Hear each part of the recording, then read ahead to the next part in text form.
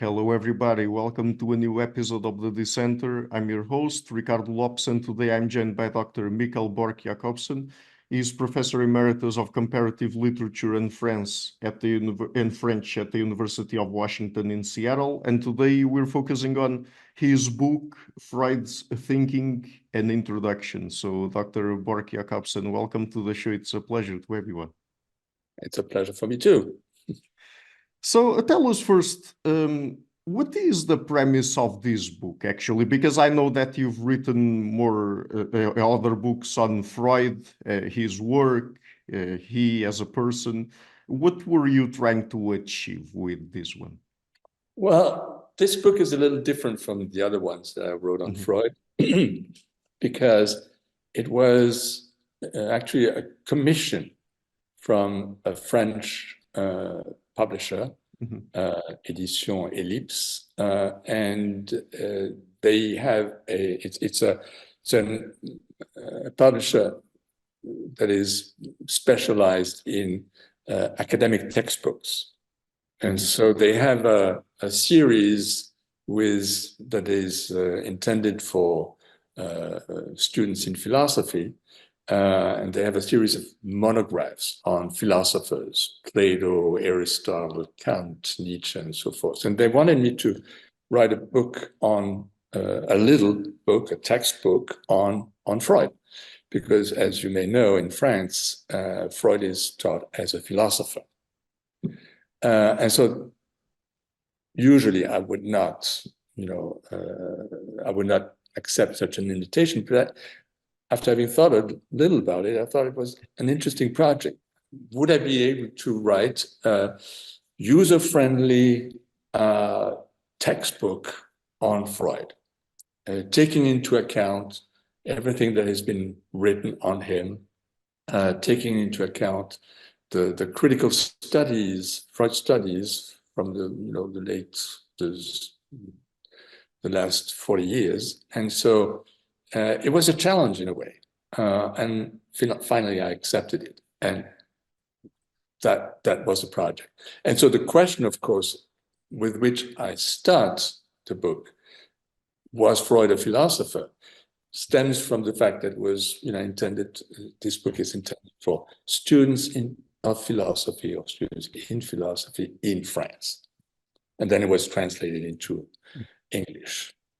So it's, and that accounts for the fact that the book is structured like a textbook. You have all the main concepts, and I try to explain these concepts as best as I can, without putting forward my own ideas, my own pet ideas about Freud and psychoanalysis.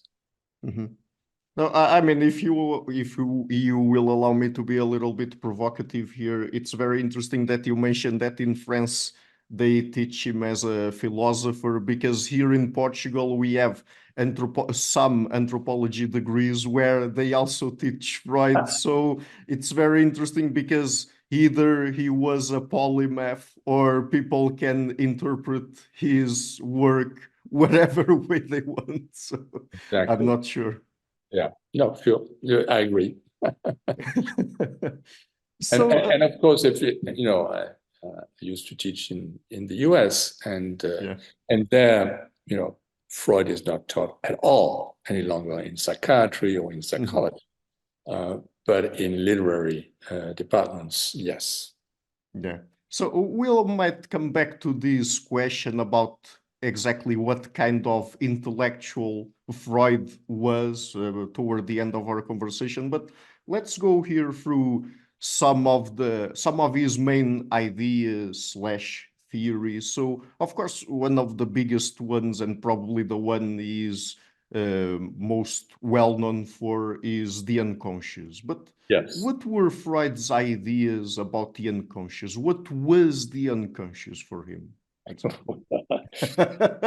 It is a big question. It's anyway. People usually think that Freud discovered the unconscious. Now that's incorrect. He didn't discover the unconscious. he constructed something that I would call the Freudian unconscious, which is a very specific way of understanding the unconscious. But the idea of the unconscious stems from other sources, notably in the 19th century, you had all kinds of speculations, theories about what was called the cerebral unconscious. And that was a very important concept in 19th century neurophysiology. Stems from the discovery of the reflex arc, the reflex function of the spinal cord, and which, of course, is an unconscious automatic function.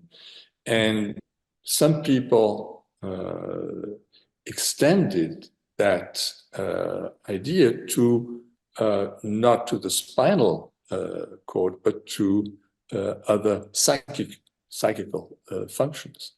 And so you had this idea that is shared by all kinds of people, Charcot, Maudsley, Bernheim, etc. You have the idea that the main psychic activity is a reflex automatic activity, what Pierre Janet called the psychological automatism. And consciousness, or the ego as it was called at the time, emerges from these unconscious reflex psychical acts by inhibiting it, inhibiting them. So there was a whole paradigm, which I would call the reflex paradigm, that is based on the contrast between reflex and inhibition. Consciousness is based on an inhibition of the automatic reflex activity of the mind. And so so this is the concept of the unconscious at the time when Freud goes to Paris and studies with Charcot, who was one of the main advocates of this whole reflex paradigm. And it's quite clear that at the beginning of his career, until I would say 1892 and 1883, this is the concept of the unconscious that Freud deals with. And then at one point, we can talk about it later, he shifts to this idea that the unconscious is not just inhibited normally by the conscious ego. It is actually created by what he calls a repression. Repression at first is just another name for inhibition. But that is when Freud really comes into his own and comes up with this idea that the unconscious is a repressed unconscious. You have ideas, fantasies, etc., that are repressed by the conscious ego, by consciousness, into something that is called the unconscious. So basically, that's the beginning of Freud's idea of the unconscious. And then you have to add to that because the unconscious is repressed, according to Freud, you have to decipher symptoms, lapses of the tongue, Freudian slips, etc., in order to get access to what is repressed. So the Freudian unconscious is not only a repressed unconscious, it is also an unconscious that can only be known, made conscious, through interpretation. Mhm. And so, since you're already mentioning repression and how it is associated, at least in Freud's theorizing, with these ideas about the unconscious, is it that the other defense mechanisms that he proposed are also associated with how the unconscious works? Well, yeah, I mean, all the other defense mechanisms Mhm. that he lists are basically forms of repression. There are different Oh, okay. techniques of used by the mind to repress, according to him, uh, uh, some ideas, but they basically all come down to making sure that the unconscious doesn't become conscious. And he has several statements to that effect. He said that's basically what all these defense mechanisms are about. And he also calls repression the cornerstone of psychoanalysis. It's really the, if you remove that idea, then there is no psychoanalysis any longer. And what were his ideas about trauma? Because he also talked Trauma. about trauma a lot. What was trauma for him, and what sort of psychological effects did it supposedly have? Okay. His idea of trauma stemmed directly from Charcot's, Jean-Martin Charcot's ideas. Again, Freud went to study under Charcot in Paris at the hospital of La Salpêtrière. And Charcot was at the time studying hysteria. And hysteria for him was a neurological disease that basically consisted in a regression, to use a Freudian term, to the famous reflex automatic activity of the mind. And Charcot listed various agents provocateurs, as he called them, provoking agents or trigger events that would cause people to go from to regress again to an automatic reflex psychological activity. And one of these agents provocateurs was a physical shock or a nervous shock, as Charcot put it. So people would have a fall, they would be knocked out by something, and suddenly they would, become some kind of psychical automaton. And this is what Charcot called traumatic hysteria. So it was a special kind of hysteria caused by a physical trauma. And then he also mentioned some psychological traumas. But the idea is that there is a shock that caused the mind to split, to dissociate, as Charcot put it, and then you had, hysteria. Sorry for interrupting, but just to ask you, but hysteria was attributed only to women, right? No. Oh, okay. No. Okay. So actually, go ahead, because that's interesting. Yeah. No. Actually, Charcot thought that you also had a male hysteria. Oh, okay. He was very adamant about the fact that hysteria was not a female malady due to the female sexuality. He thought it was both a male and a female. Okay. Yeah. And of course, your question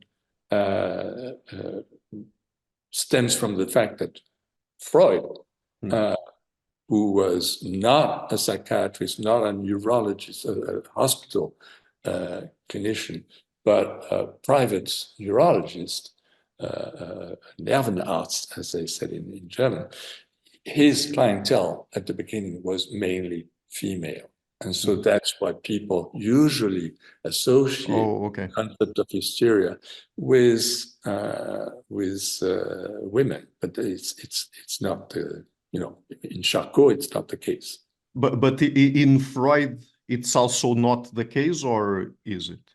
No, it's not the Okay. case either. Okay, okay. He was from the very beginning. He was a true Charcotian, Okay. and no, he had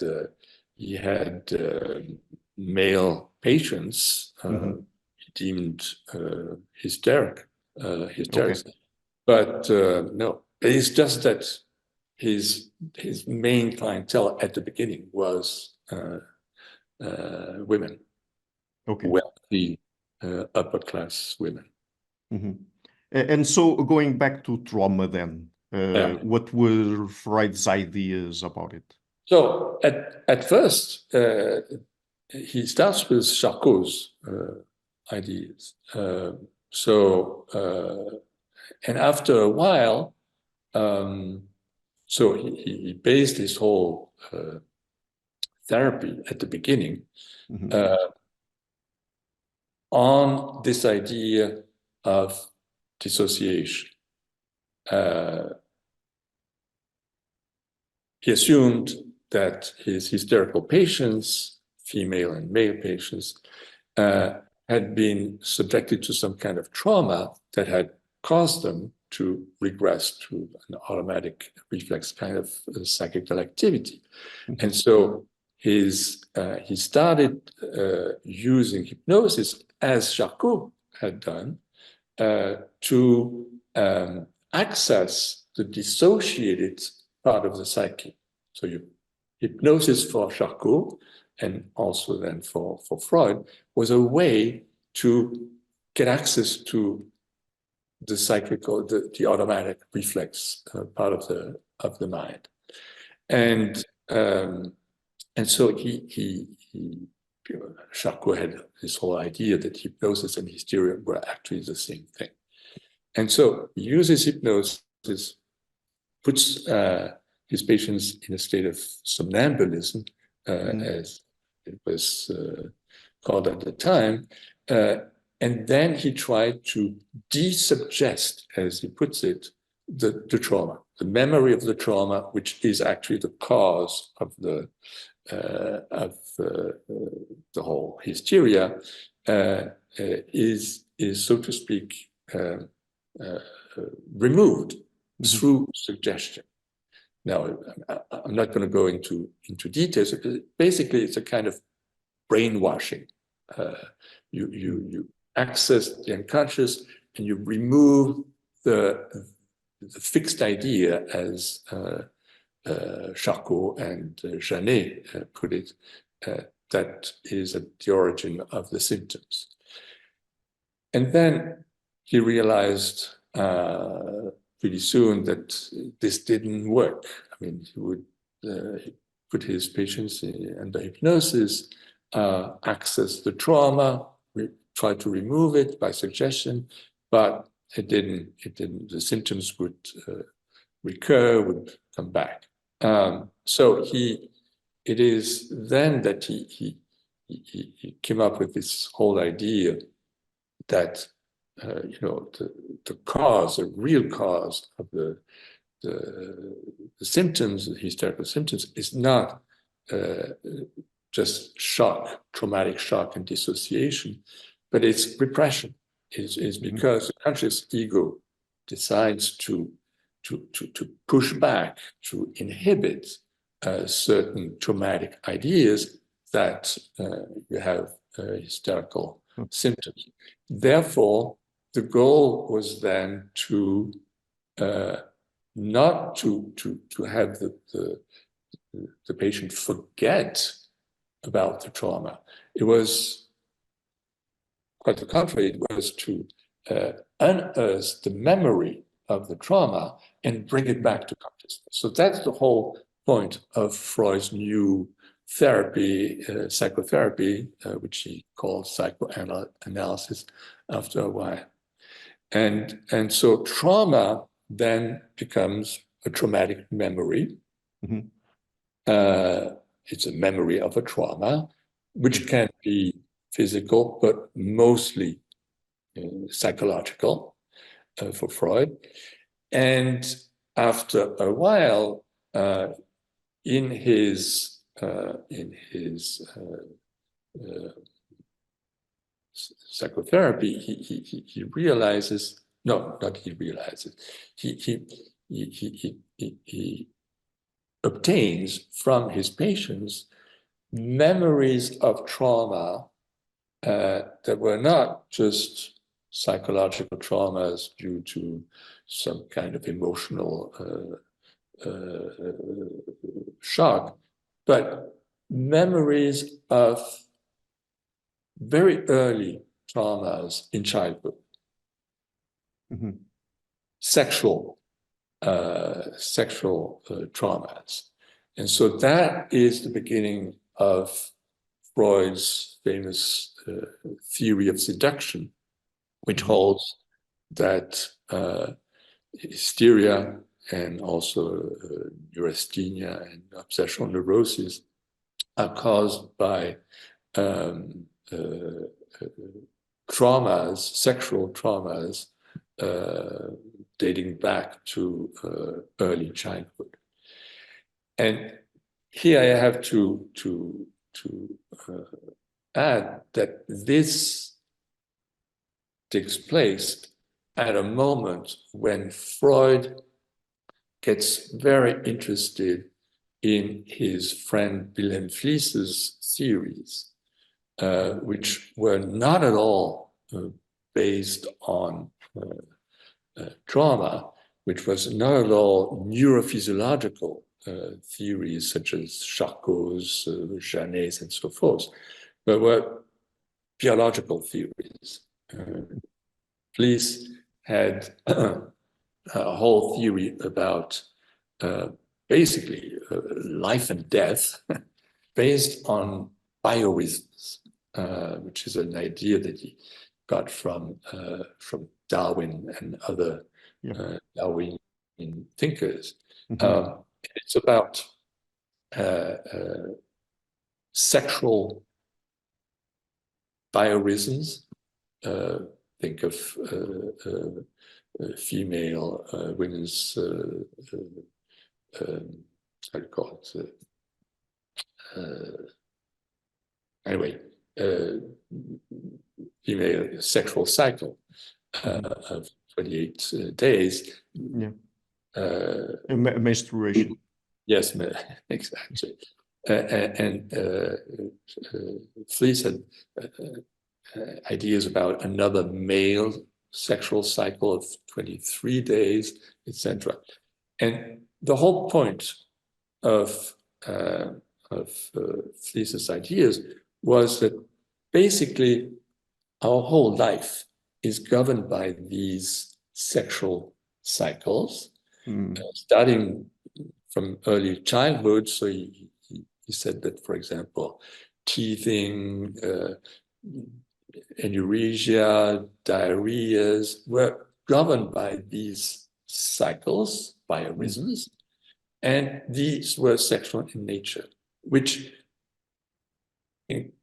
implied, for example, that in early childhood, you already had sexual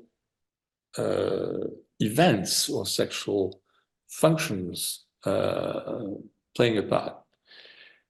So Freud was quite interested in all these ideas, and that is how I think he got to a place where he could say that sexual traumas were sexual in nature, and not only sexual in nature, but going back to early child sexual abuse. You see, it still keeps this idea that you have a sexual trauma. So someone abuses a child, which causes a trauma, which causes a memory that is unconscious, etc. But at one point, and that is the famous click, that is the starting point of mature psychoanalysis. At one point, he decides that basically his whole idea of trauma, sexual trauma in childhood, is bogus, doesn't hold up, and he then moves to a Flesian biological theory that says that actually, if his patients had memories of early sexual abuse, it was not because they had actually been abused, traumatized, but it was a fantasy. They wanted to be abused by, among other things, the father. And so suddenly there's a shift from this trauma paradigm that Freud used up to a certain point. You move to a more biological paradigm, which he inherits from Fliess, who himself inherited it from evolutionary thinking. And so Freud kept using the concept of trauma, but for him, after a while, it became just a trigger, maybe traumatized in real life, but it triggers actually fantasy life, and all these triggers all these drives, biological drives that are fundamentally sexual in nature. So that, in a nutshell, that is how he moves from a Charcotian concept of trauma to the idea of sexual drives being, the main cause of repression, and therefore of neurosis and other mental illnesses. And so this is when we get into things like the Oedipus complex and the castration complex, right? Yes, exactly.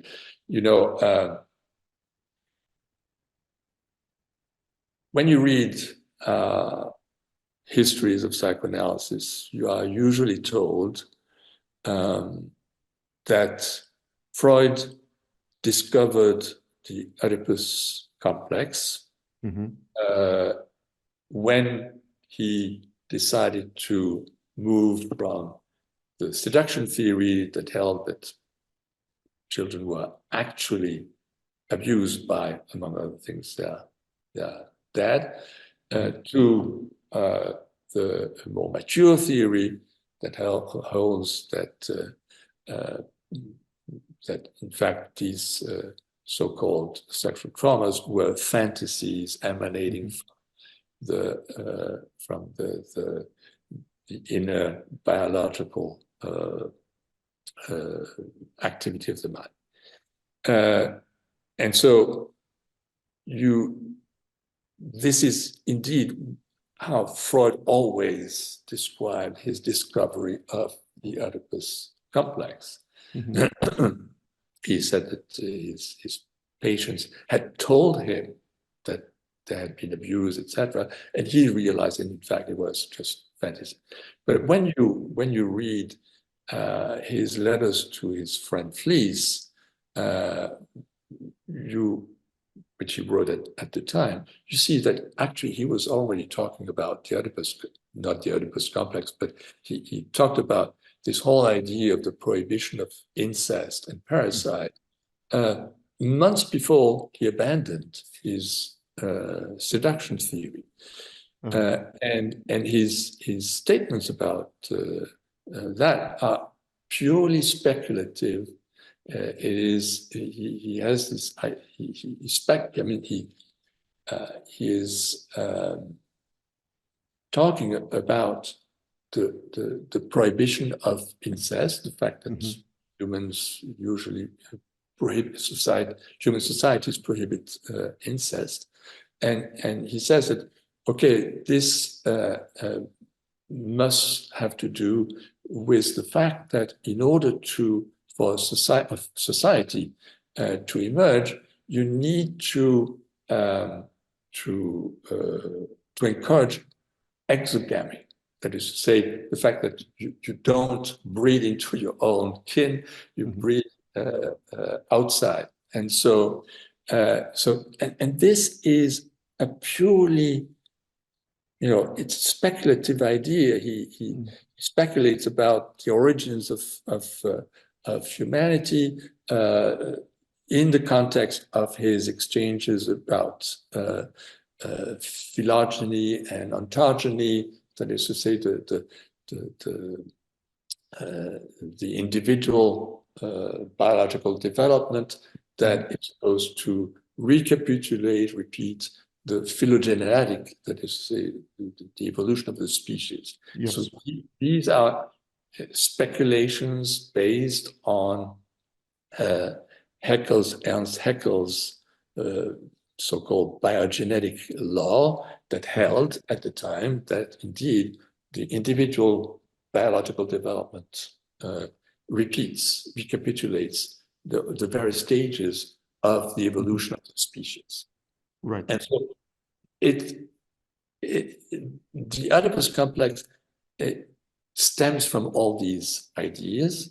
Yeah, I could go into further details, but it's basically an idea, speculation, based on this biogenetic law, and this is what then Freud basically imports into his own new theory, and his new theory is a theory about the evolution of human sexuality. Right.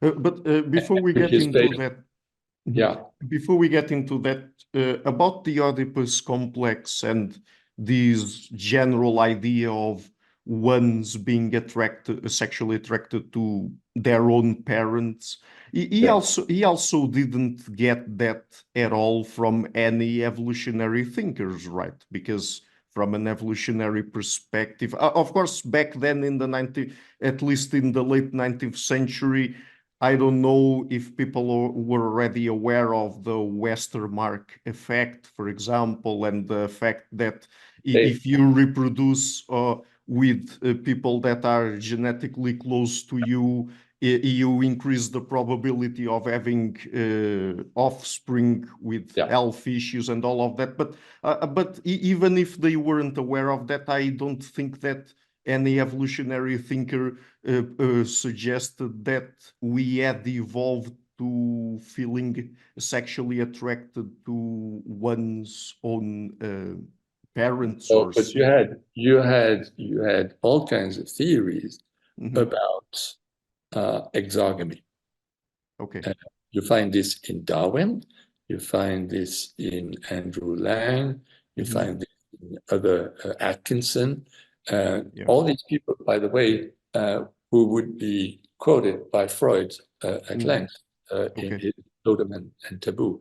And so the problem of how it comes that you don't marry your mother was very much there. I mean, people were thinking about this and trying to give to this whole idea an evolutionary basis. So it's not by accident that Freud talks about that. Of course, his whole idea of an Oedipus complex, they say that we, having reached this evolutionary stage, still being, like apes wanting to to have sex with our genitor, this is new. I mean, this is Freud. Of course, this is original, but you have to understand that it stems from these speculations Right. at the time. Mhm. So you were about to get into his general theory of sexuality. So tell us about it now. So it all stems from his exchanges with Wilhelm Fliess. Wilhelm Fliess, as I said, had a biological theory that was not only a theory about sexuality, it was a theory of life and death. It was a very ambitious speculative theory. But as I said, the implication of his theory was, among other things, that there was a kind of infantile sexuality. So the implication of Fliess's theories was that there was a kind of infantile sexuality. And by that he just meant, biological cycles that were at play already in infancy. Freud developed this, and he assumed that the ontogenetic development of the individual basically repeated the phylogenetic evolution of the species. Right. And so that a baby and a child goes through all the phases of the sexual history of the species. Okay. And then he comes up with this idea that repression, which he talked about at first as a kind of psychological mechanism, repression was indeed based on the evolution of the species. He assumed, he speculated that certain sexual zones that were of interest back then, for example, the anal zone, the oral zone, which were part of the sexuality of our ancestors. These sexual zones were abandoned when humans adopted the erect posture.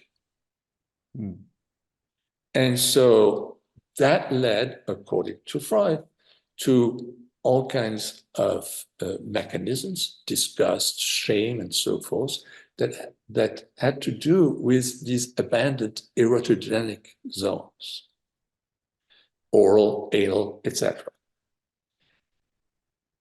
And then he continues by assuming that in children, children go through the same evolution. So they have at first an oral sexuality, then anal sexuality, etc., etc. And then they reach the point of the erection, the erect posture, which is the point of what he calls the primary repression or the organic repression, which consists in repressing all these previous sexual interests. That is, according to Freud, what happens around the age of 5 is what he calls the latency period, which was, by the way, a concept that he got from Fliess. And that is where you have the Oedipus Complex, when there is an interest in genitality, and that is also when the whole thing is repressed. And then you have this sexual latency that continues until the beginning of puberty, and then you have the access to normal genitality. So in a nutshell, that is Freud's theory of sexuality as he lays it out in his 3 essays on the theory of sexuality, which came out in 1905. And then, the theory evolved. There were other additions to the theory, but that is the core of the whole theory. It's a psychobiological theory based on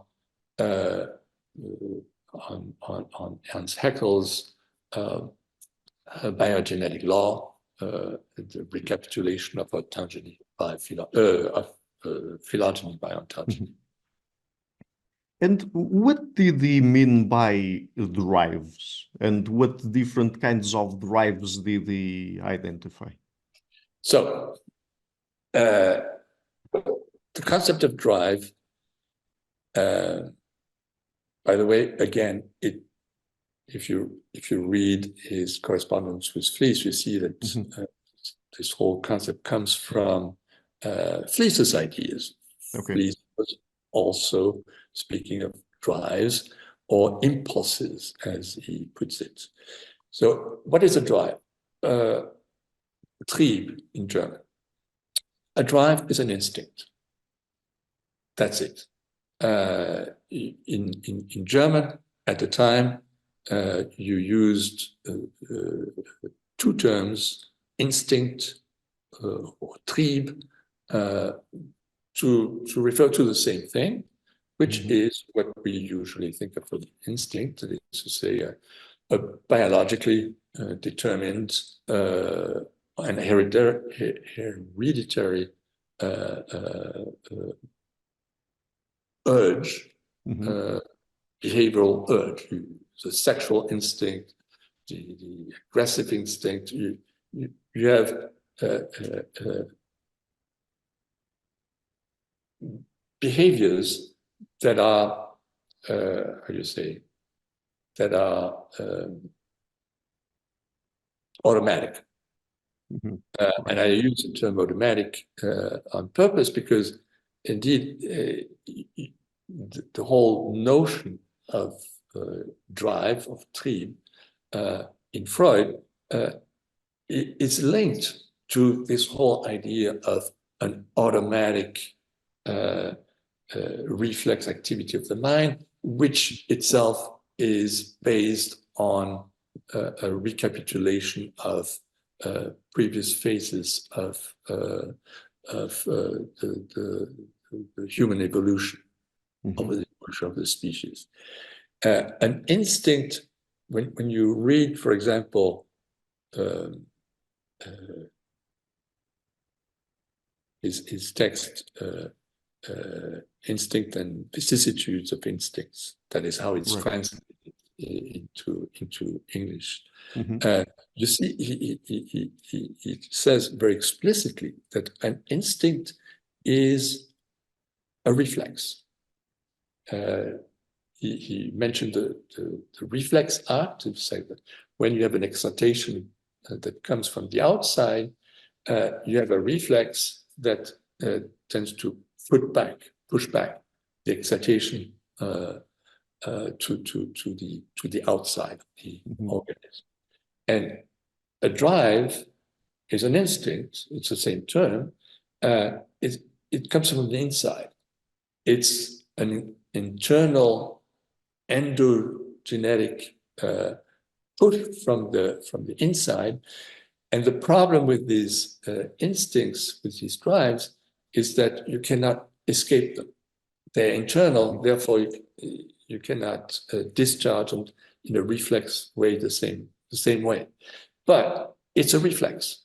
It's basically something, a reflex that is inherited from the evolution of the species. And so this is what a drive is. In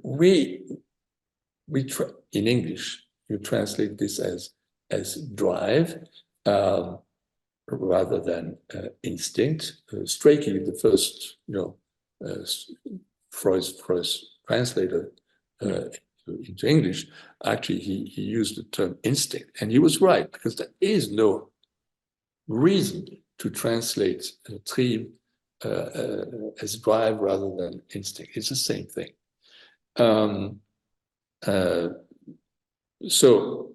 But that is, a drive is a push. In German, trieb comes from treiben, push to push. It's an urge. So that is what a drive is.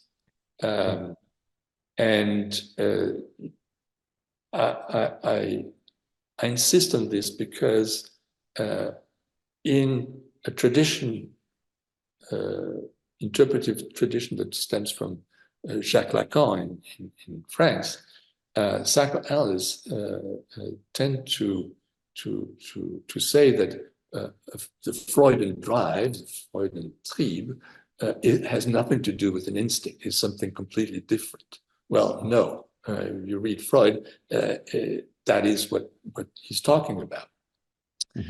And so you ask what kinds of drives there were. Well, at first you have two kinds of drives in Freud, which are basically the same drives that everyone was talking about at the time in the wake of Darwin and other evolutionary thinkers. That is to say, you have the sexual instinct and the self-preservation instinct. So this sexual instinct, Freud calls it the libido, and the self-preservation instinct is what he calls the ego drive, your ego instinct. And then his thought evolves. He comes up with other kinds of drives, notably the ego libido.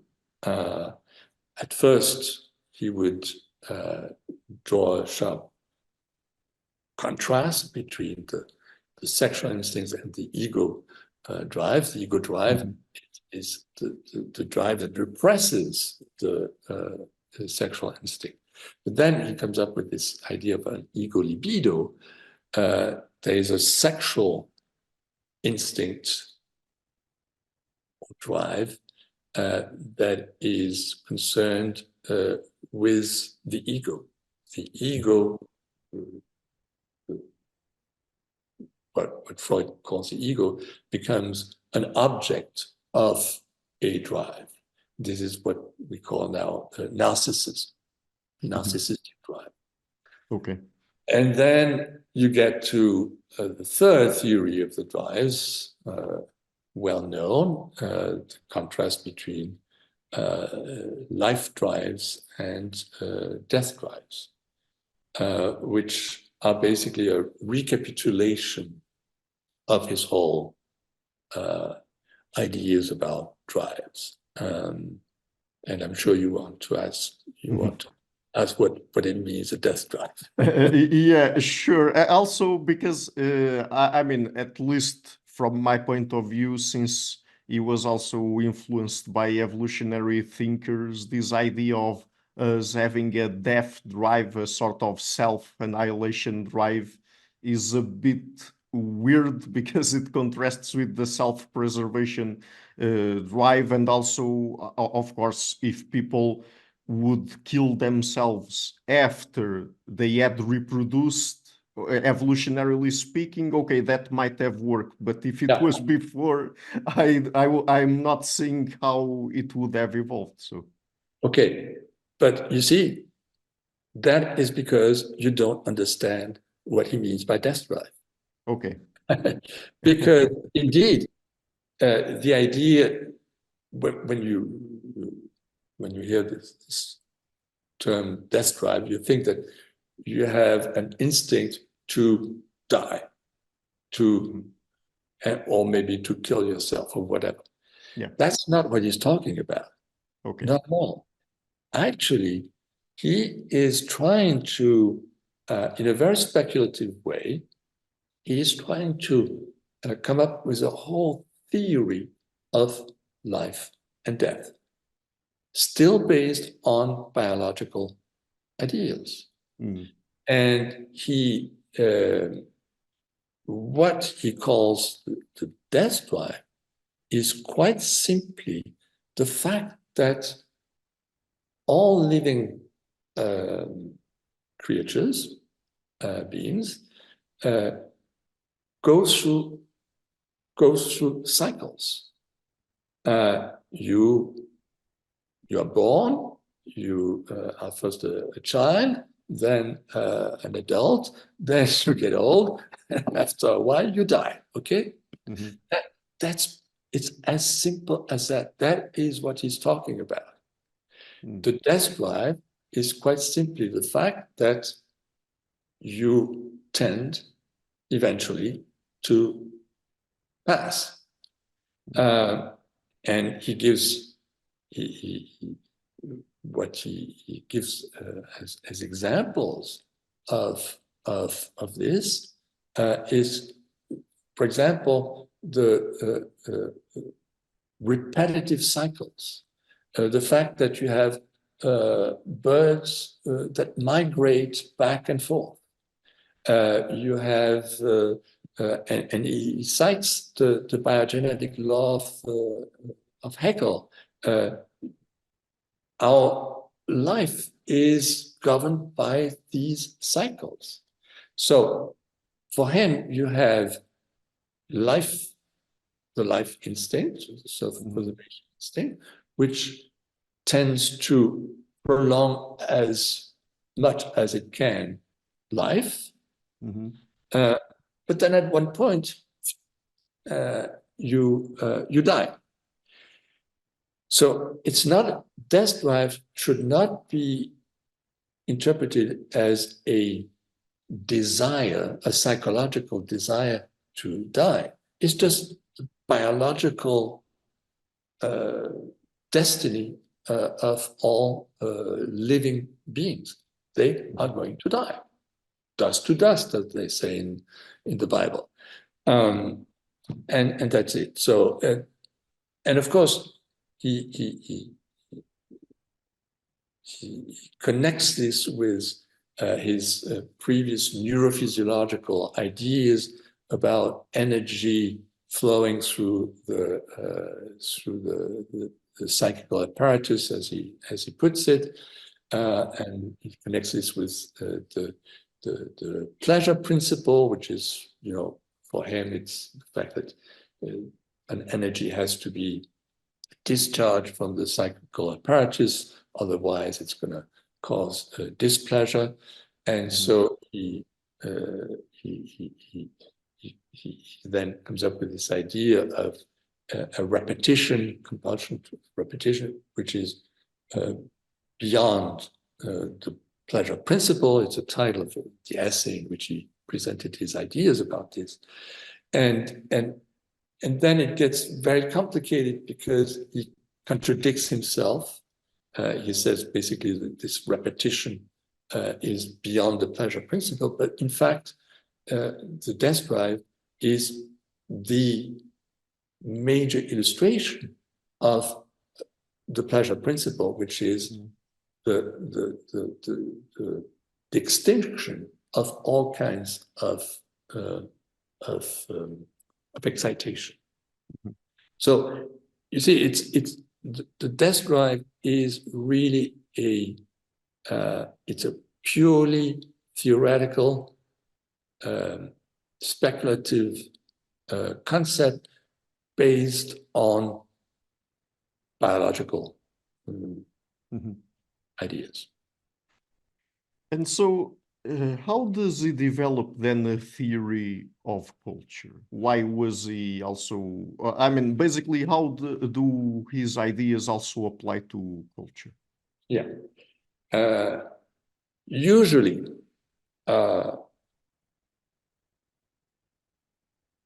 he would present, I'm sorry, he would present his ideas about literature, about art, about culture in general as applications of psychoanalysis, angewandte Psychoanalyse, which implies, of course, that first we have something called psychoanalysis, which is the study of psychological pathology, treatment of pathology, and then you have these ideas are applied to other fields. That's not at all how it works, because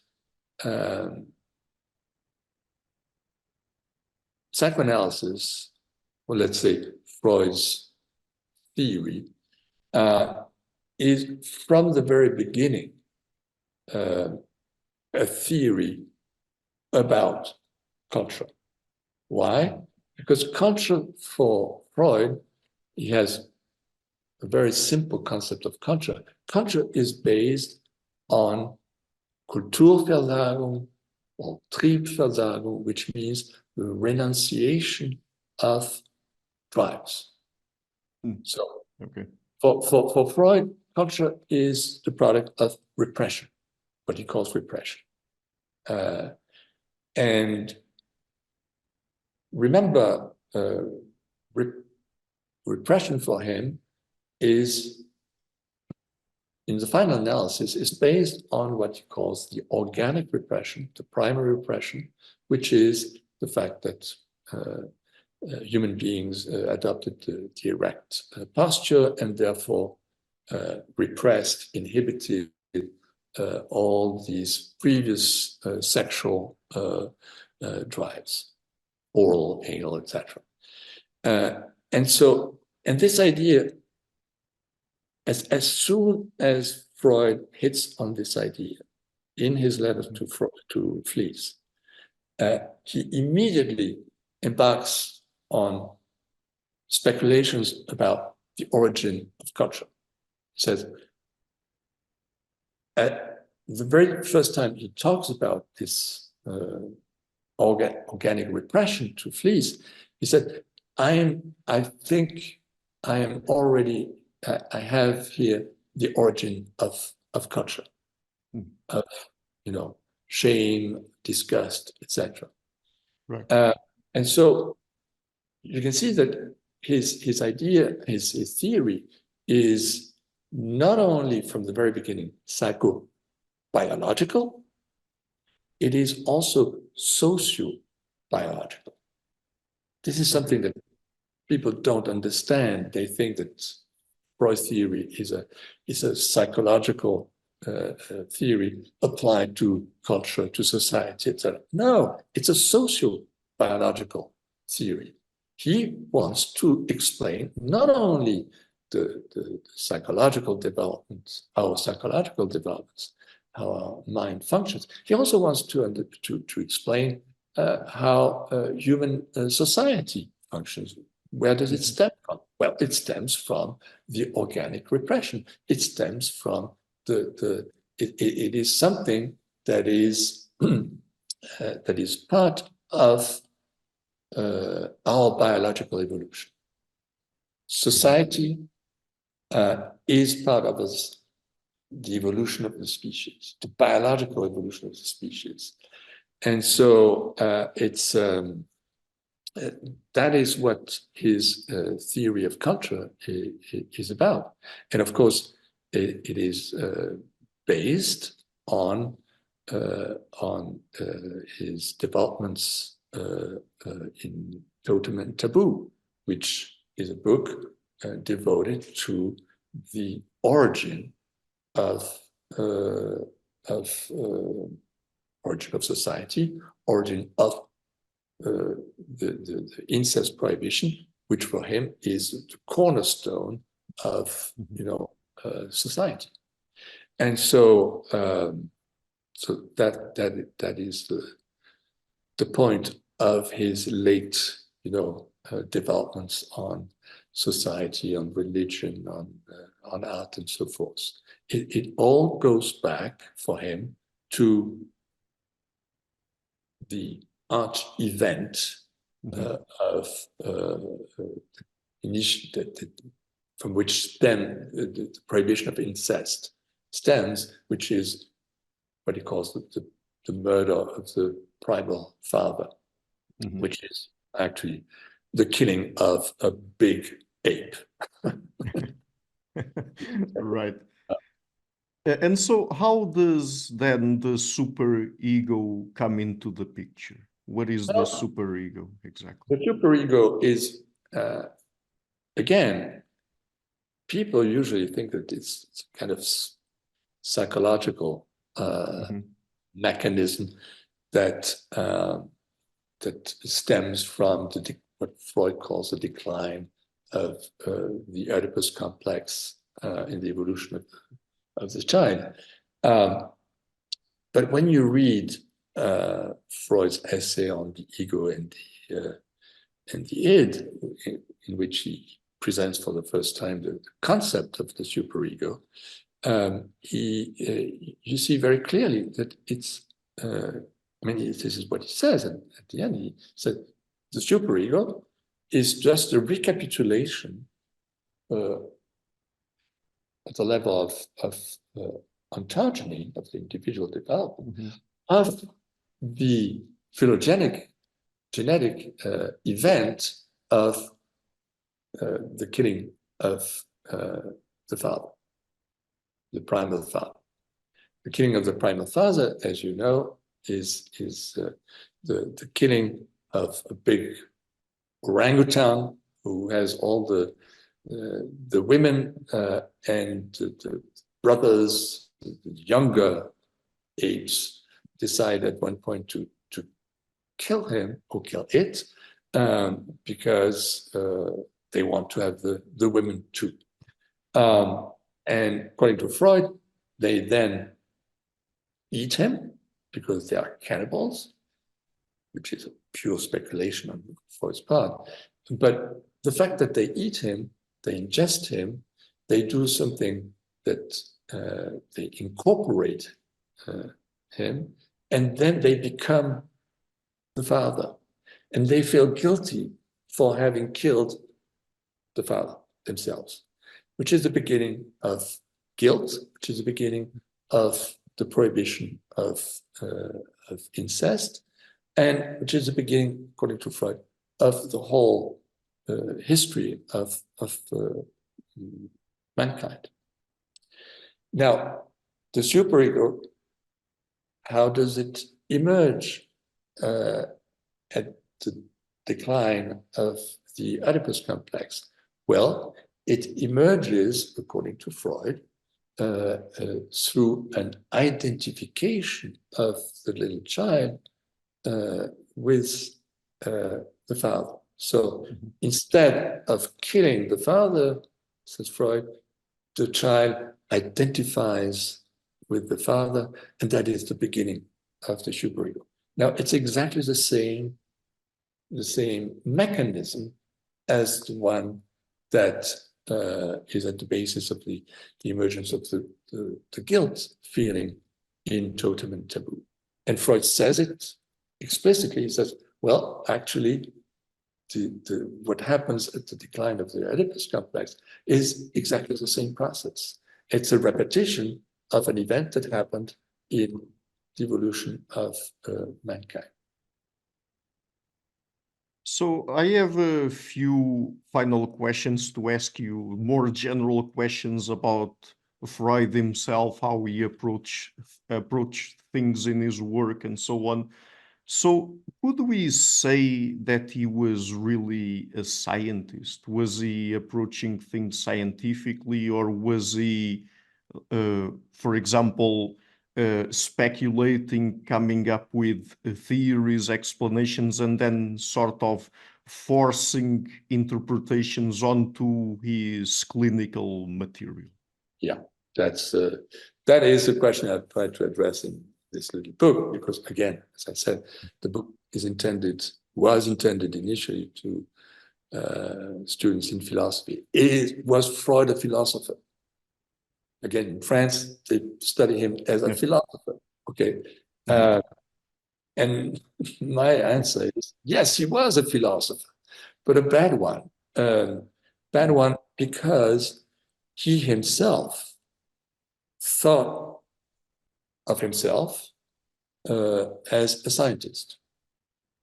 And for him to be a scientist meant that you didn't engage in any kind of speculations, any kind of wild a priori hypotheses about this or that. He claims, from the very beginning, he claims, I'm a scientist.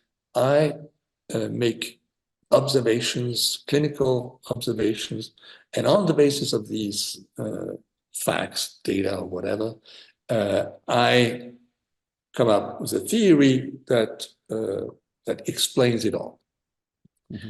So he saw himself as a scientist in the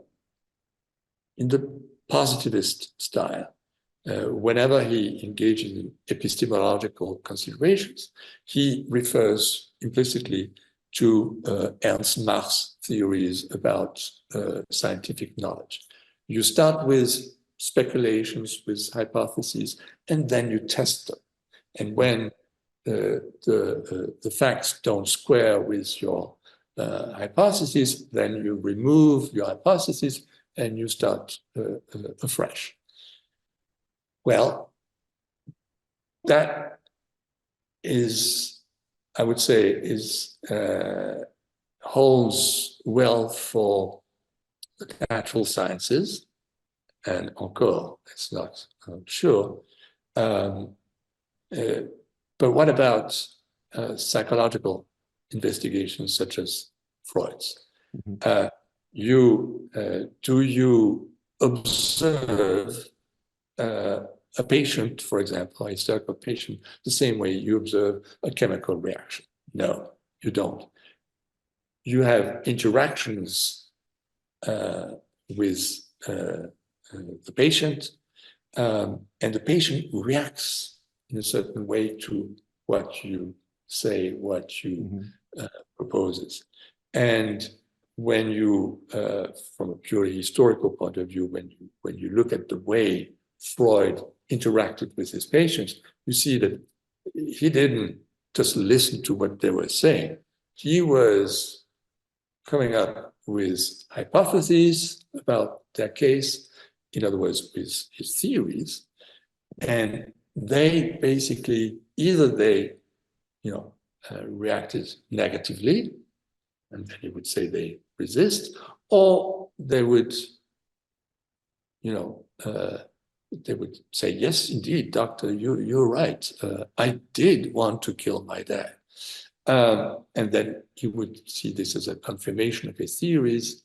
And then, so Freud thought of himself as a theorist, as a scientist. In fact, he was not, because he was a very speculative mind who would come up with all kinds of theories that he would just test on his patients, but his patients would basically throw back at him his own theories. This is what many of his peers at the time objected to. They said that you basically suggest to your patients your own theories. Your theories are based not on facts, but on your own, suggestions. So, in a nutshell, I think that is why we can say that Freud was not a scientist. He didn't have the scientist's, I would say, the scientist's ethics, which consists in trying to disprove, to falsify, as Karl Popper would say, his ideas. He was only too happy to have his patients, basically confirm his wildest theories. So, was he a philosopher? I would say yes, he was a philosopher in Freud's own sense. That is to say, someone who speculates a priori and who doesn't take into account the empirical data. And it is, I think, as such, that he's read now in France, for example, or in American or Anglo-Saxon departments of literature and human sciences. He has these wild theories, and he studied like Nietzsche. Nietzsche had also all kinds of psychological theories, and also all kinds of very cosmological theories about the eternal return, etc. Except that he never claimed to base his ideas on facts. He never claimed that patients had confirmed his ideas. Yeah. So, yes, Nietzsche was a philosopher, a good one, true one, who, by the way, anticipated in many ways Freud's concepts. There is no question that Freud had read Nietzsche and got a whole lot of ideas from Nietzsche. But again, Nietzsche's ideas were his own.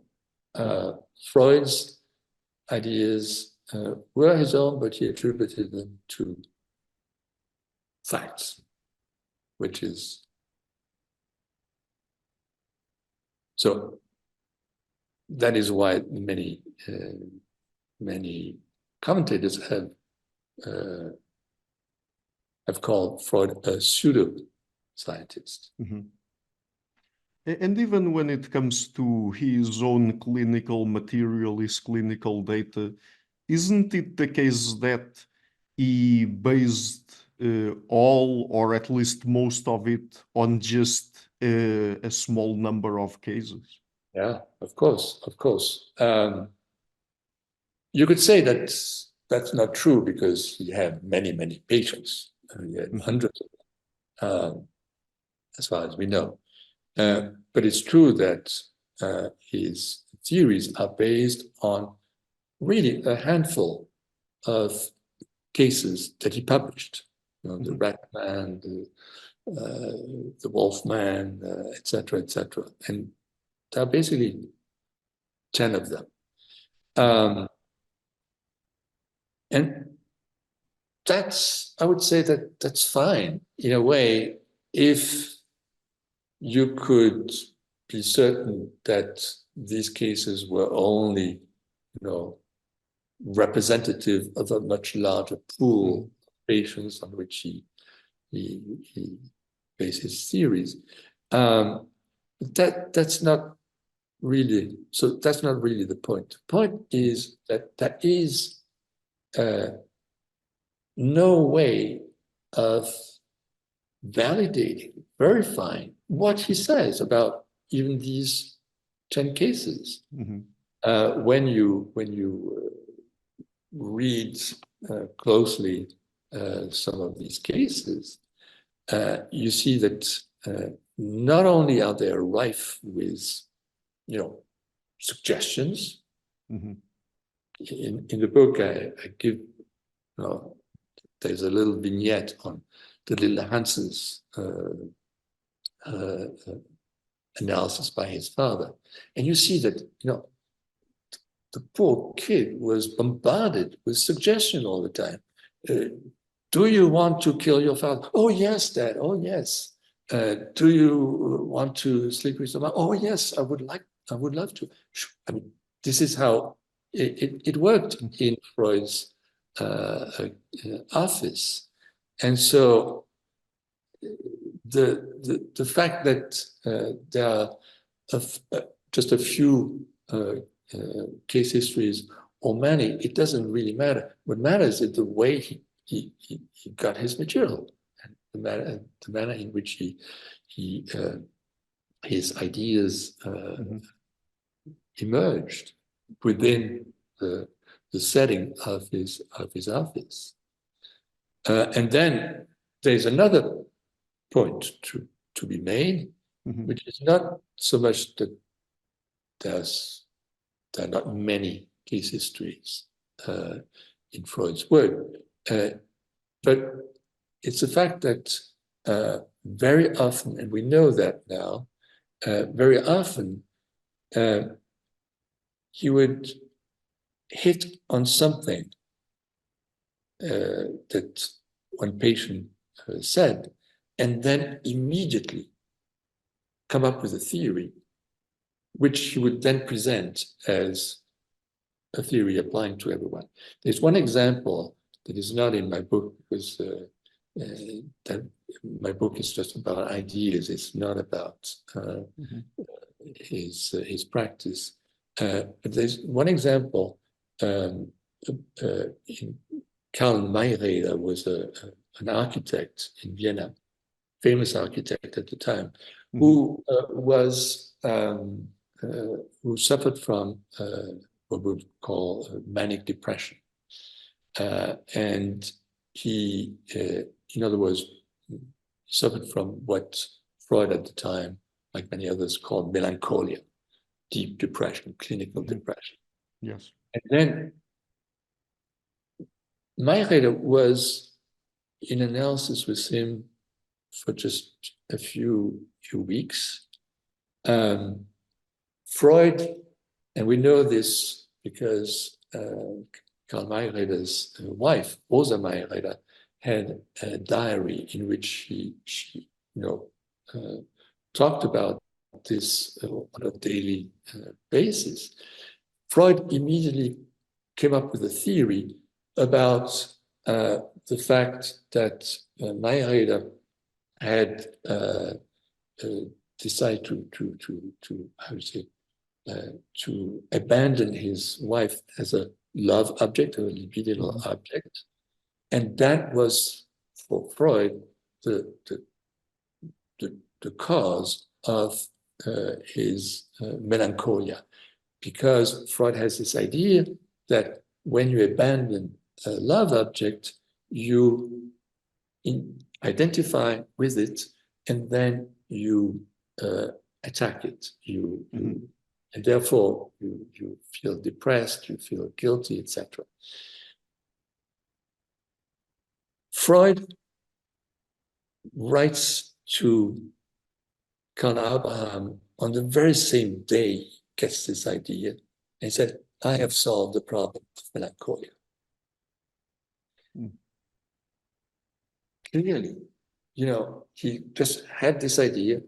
He thought that this case proved his point, and then that was the beginning. That was when he wrote Mourning and Melancholia, which is the basis for the psychoanalytic theory of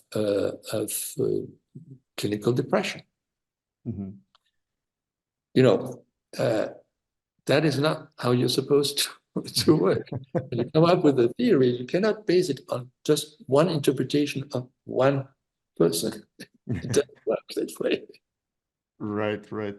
Well, I mean, I guess that if we were talking about a contemporary scientist, he would very much be accused of scientific and medical malpractice. Right? I mean, because, come on. Absolutely. Well, to his credit, he was not the only one at the time. It was also, a way of doing before all these guidelines, clinical guidelines. Right. So he has excuses. But hey, yes, in retrospect, you could say that he was, of Rostock. Okay, so one last question then. How much credit do you think we can attribute to Freud when it comes to the ideas he basically popularized? Because, I mean, you mentioned the fact that, for example, in the US, at least nowadays, people do not teach Freud anymore in, for example, psychology. When you see it, it's mostly in literary courses or stuff like that.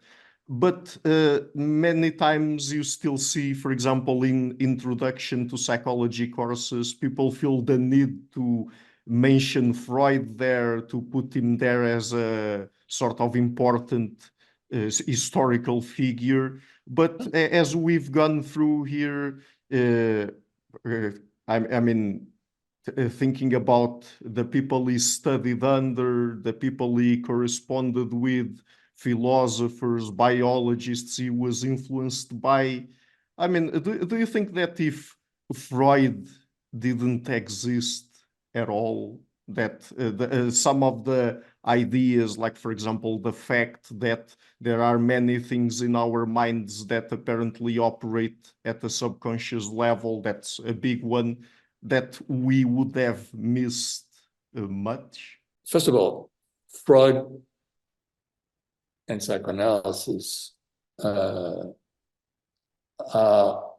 historically extremely important. I mean, the 20th century was the Freudian century, as they say, and that is because, indeed, psychotherapy and at least in some parts of the world and at a certain time, psychiatry was Freudian. I'm sorry, the battery is low. I hope very quickly, Freud is historically important. I think that his ideas are basically rubbish, or at least they're not validated.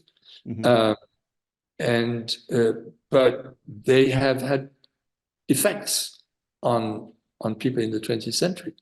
I would say, for example, the rehabilitation, if I may say, of homosexuality. He was not the only one, but the fact that he came up with this crackpot idea of, bisexuality in early childhood, that allowed a lot of gay people to come out of the closet. So, it's not because it's false that it's necessarily not important. That would be my answer. Okay. So the book is again Freud's Thinking, an Introduction, and I'm leaving a link to it in the description of the interview. And Dr. Borch-Jacobsen, would you just like to mention where people can find you and your work on the internet? I know, probably everywhere. No, I don't know. I don't have a website. I don't do Facebook. I don't do that. So I'm sorry to report you will have to go to a library or a bookstore and get hold of one of my books. Okay. So thank you so much again for taking the time to come on the show. It's been a real pleasure to talk with you. It was a pleasure for me too. Hi guys, thank you for watching this interview until the end. If you liked it, please share it, leave a like and hit the subscription button. This show is brought to you by Enlights, learning and development done differently. Check their website at enlights.com, and also please consider supporting the show on Patreon or PayPal. I would also like to give a huge thank you to my main patrons and PayPal supporters: Per-Ergo Larsen, Jerry Mullerens, Frederick Sundo, Bernardo Seixas, Olaf Alex, Adam Kessel, Matthew Whittingbird, Arno Wolf, Tim Hollis, Eric Alenia, John Connors, Philip Forrest Connolly, Dan Demetri, Robert Windiger, Rui Inácio, Zup, Marco Neves, Colin Holbrook, Phil Kavanagh, Mikkel Stormir, Samuel André, Francis Ford, Tiago Nunes, Fergal Cossen, Hal Herzog, Nuno Machado, Jonathan Labyrinth, João Linhares, Stantantia, Samuel Correia, Eric Hines, Mark Smith, João Eira, Tom Hummel, Sardas France, David Sloan Wilson, Yacila Dez Araújo, Romain Roach, Diego Londoño Correia, Yannick Punter, Dana Rusmani, Charlotte Bliss, Nicole Barbaro, Adam Hunt, Pavlo Stasevski, Nelek Bach, Guy Madison, Gary G. Allman, Sam Afzal, Adrian Yeager, Paul Tolentino, João Barbosa, Julian Price, Edward Hall, Edin Bronner, Douglas Fry, Franca Bortolotti, Gabriel Pontes Cortez, Ursula Litsky, Scott, Zachary Fish, Tim Duffy, Sonny Smith, John Wiseman, Daniel Friedman, William Buckner, Paul George Arnaud, Luke Loaki, Georgios Theophanes, Chris Williamson, Peter Wolozin, David Williams, Diogo Costa, Anton Erickson, Charles Murray, Alex Shaw, Maury Martinez, Coralie Chevalier, Bangalore Atheists, Larry D. Lee Jr., Old Errington, Sterry, Michael Bailey, Dan Sperber, Robert Grassi, Igor N., Jeff McMahon, Jake Zool, Barnabas Radix, Mark Campbell, Thomas Dovner, Luke Nissen, Chris Story, Kimberly Johnson, Benjamin Galbert, Jessica Nowicki, Linda Brandon, Nicholas Carlson, Ismael Benzliman, George Coriatis, Valentin Steinman, Per Crowley, Kate Van Goller, Alexander Hubbard, Liam Dunaway, BR, Masood Ali Mohammadi, Perpendicular, Jonas Hertner, Ursula Goodenough, Gregory Hastings, David Pinsoff, Sean Nelson, Mike Lavigne, and Dios Necht. A special thanks to my producers, Isar Webb, Jim Frank, Lucas Stafiniak, Tom Vanagdam, Bernard Ugni, Curtis Dixon, Benedict Mueller, Thomas Trumbull, Catherine and Patrick Tobin, Giancarlo Montenegro, Alni Ortiz, and Nick Golden, and to my executive producers, Matthew Lavender, Sergio Quadriano, Bogdan Kanivets, and Rosie. Thank you for all.